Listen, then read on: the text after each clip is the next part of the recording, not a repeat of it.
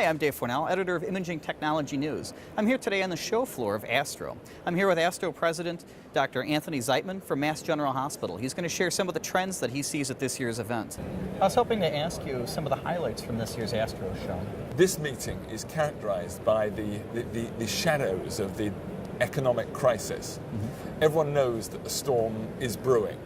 Everyone knows that reimbursement is going to be cut and that we're going to have to prove that our new technology has value or it simply will not be reimbursed.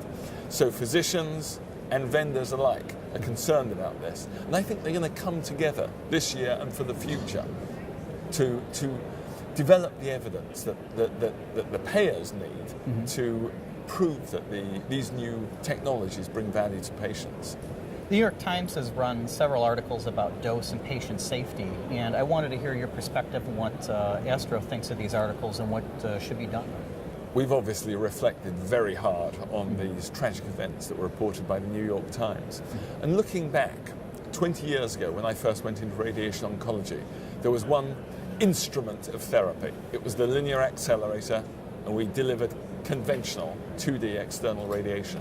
Nowadays we've got about 50 different technologies that we can use. There's been an incredible, almost nuclear explosion of technology, and it's been very thrilling. It's been like driving a Maserati at 100 miles per hour down the freeway. It's thrilling, but it's intrinsically risky. And I think the New York Times articles highlighted the fact that sometimes our technology moves faster than humans can keep up. And so we've stopped. ASTRO has launched a 6-point safety plan, and we really are going to probably restructure the way radiation is delivered therapeutically, really around the model used by the airline pilots.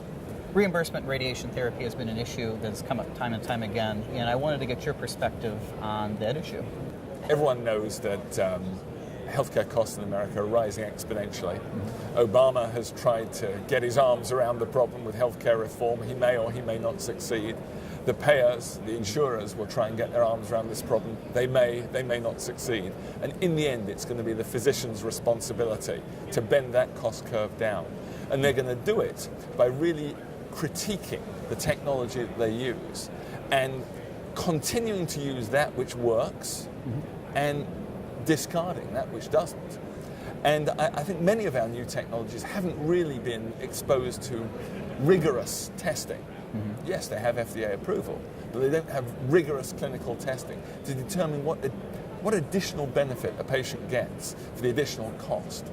So I think we're in a period of what you might call retrenchment. Rather than exuberantly expanding and introducing even more technologies, we're actually going to take a step back and kick the tires of those that we have. Are there any thoughts with ASTRO of creating a registry for some of these technologies? Yes, this has already begun. We have so many new technologies and so many diseases that we treat. The holy grail would be a huge national registry that covers all our diseases and all our technologies. It's probably not going to happen like that. It's just too expensive. But we'll probably start with local, regional registries that either concentrate on one technology or concentrate on one disease. And ultimately we'll dock the whole lot to form one national registry. It's my understanding that ASTRO and RSNA are working on a joint initiative, and I was hoping to hear a little bit more about that. Cancer treatment is no longer delivered in a unidisciplinary fashion. Gone are the days when the surgeon treated cancer and treated it alone, or the radiation oncologist. We work in what are called multidisciplinary teams, usually medical oncology, surgery, and radiation. And there have been a number of multidisciplinary conferences that have been incredibly successful because they reflect the way we practice.